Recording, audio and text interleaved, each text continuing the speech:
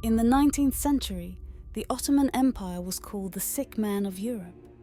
It was once a great power, but had become weak and was economically, militarily, and technologically falling behind the European powers. Abdulmejid's greatest achievement was the announcement and implementation of the Tanzimat reforms, which were prepared by his father to modernize the Ottoman Empire, ranging from the judiciary to the military. In 1853, the Ottoman Empire entered into what would become known as the Crimean War against Russia. The Ottoman Empire emerged victorious from the conflict. Abdulmejid had at least 27 daughters and 19 sons, but 4 of them would be the end of the Ottoman Empire.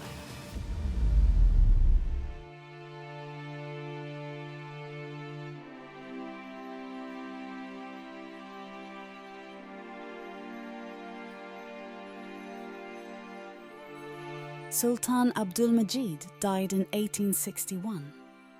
By then, the Ottoman succession system had shifted to agnatic seniority, whereby the throne would pass to the eldest male in the family.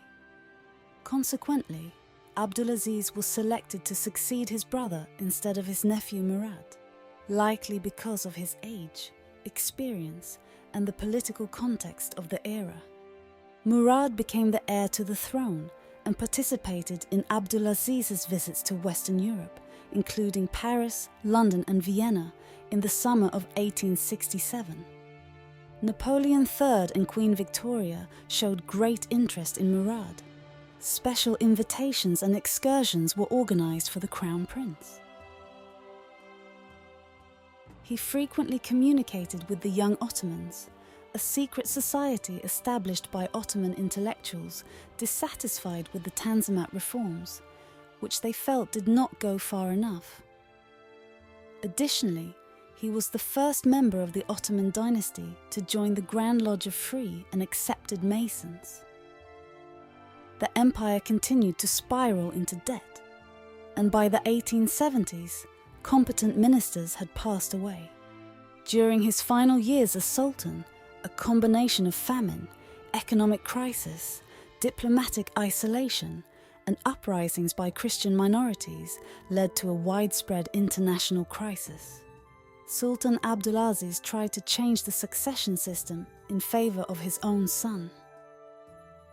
In retaliation, Murad collaborated with constitutionalist factions and participated in the deposition of Abdulaziz. On the night of the 29th of May, 1876, a committee headed by Midad Pasha, the leader of the Young Ottomans, deposed Abdulaziz and proclaimed Murad as the new sultan. Abdulaziz was placed under house arrest. On the morning of June 5th, he was found dead in a pool of blood with 2 wounds on his arms. Though Murad ascended to the throne, he could not maintain his position. Affected deeply by his uncle's mysterious death and the assassination of key ministers, he suffered a mental collapse. Turkish and foreign doctors declared his illness incurable, leading to his deposition by the very individuals who had initially supported his ascension. His reign was brief, lasting only 93 days. During his brother's rule, all efforts to reinstate him failed, and he ultimately spent his final years confined in the Chirahan Palace.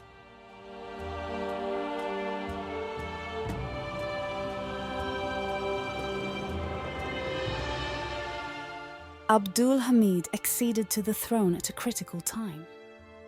Economic and political turmoil, local wars in the Balkans, and the Russian-Turkish War threatened the empire's very existence. In December 1876, he introduced the first Ottoman constitution, aiming primarily to prevent foreign interference. At that time, the Ottoman Empire's severe response to the Bulgarian uprising in May 1876, along with its victories in Serbia and Montenegro, had angered the Western powers and Russia.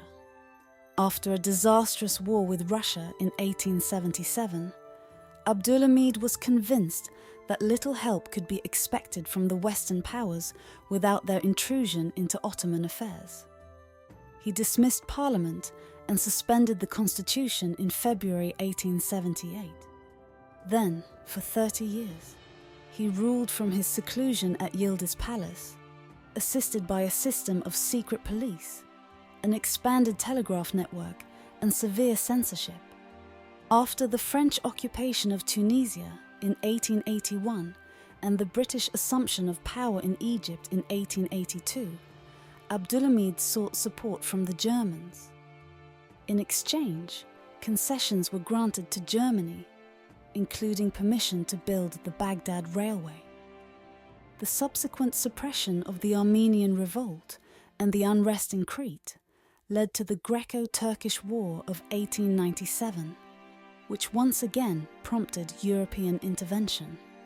Abdülhamid used pan-Islamism to solidify his internal absolutist rule and to rally Muslim opinion outside the empire, thus creating difficulties for European imperial powers in their Muslim colonies. The Hejaz Railway, financed by Muslim contributions from all over the world, was a concrete expression of his policy. Internally, the most extensive of his reforms targeted education. 18 professional schools were established. Darul Funun, later renamed the University of Istanbul, was founded in 1900, and a comprehensive network of secondary, primary, and military schools spread across the empire. Additionally, the Ministry of Justice underwent reorganization, and the railway and telegraph systems were expanded. Discontent with Abdülhamid's despotic rule and resentment against European intervention in the Balkans, however, led to the military revolution of the Young Turks in 1908. The Young Turks were a coalition of various reform groups that led a revolutionary movement against the authoritarian regime of Ottoman Sultan Abdülmejid. The Third Army Corps in Macedonia led a revolt against the provincial authorities. The rebellion rapidly spread throughout the empire. Unable to rely on government troops, Abdülhamid announced on July 23rd the restoration of the constitution and recalled parliament. In 1909, Abdülhamid attempted to reassert his absolutism, leading to significant unrest and opposition from pro-constitutionalist forces.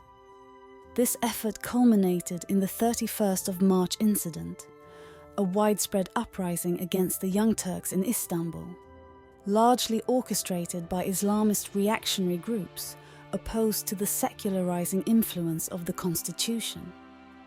The uprising was suppressed, and the former government was reinstated when elements of the Ottoman army, sympathetic to the Young Turks, mobilized an ad hoc military force known as the Action Army.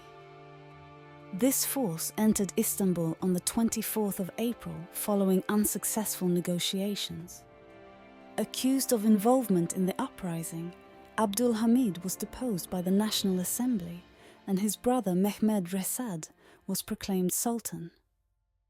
Abdülhamid was sent into exile in Salonika and later moved to the Beylerbey Palace in Istanbul, where he lived until his death in 1918.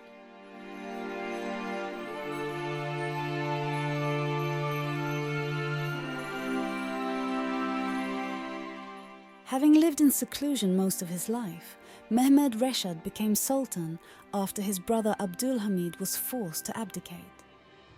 A kind and gentle man, educated in traditional Islamic subjects and Persian literature, he showed a keen interest in Ottoman and Islamic history. Nevertheless, he lacked the ability to govern.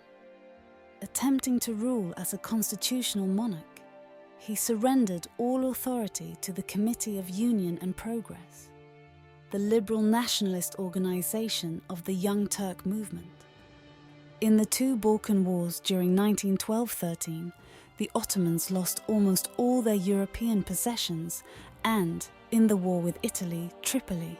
The sudden loss of these enormous swaths of land within a span of only 2 years was traumatic to the Turks, and culminated in the 1913 Ottoman coup d'etat. It also spelled the end of the Ottomanism movement. which had advocated for equal rights for all citizens of the empire, regardless of ethnicity or religion, for several decades. This movement aimed to foster a communal sense of belonging and allegiance to the Ottoman state. With the loss of the empire's ethnic minorities in East Europe and North Africa, the country's politics soon began to take on a more reactionary character, centered around Turkish nationalism.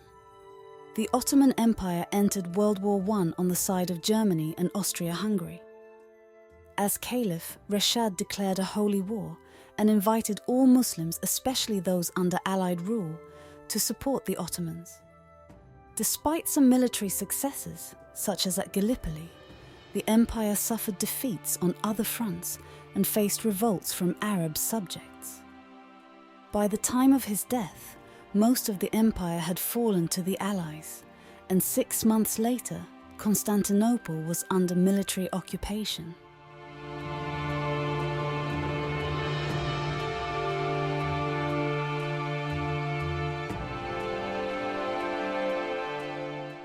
Mehmed Vahideddin became Sultan on July 4, 1918, and attempted to follow the example of his elder brother Abdülmejid by assuming personal control of the government. After the armistice of Mudros on October 30, 1918, and the establishment of the Allied military administration in Istanbul, the Nationalist Liberal Committee of Union and Progress collapsed, and its leaders fled abroad.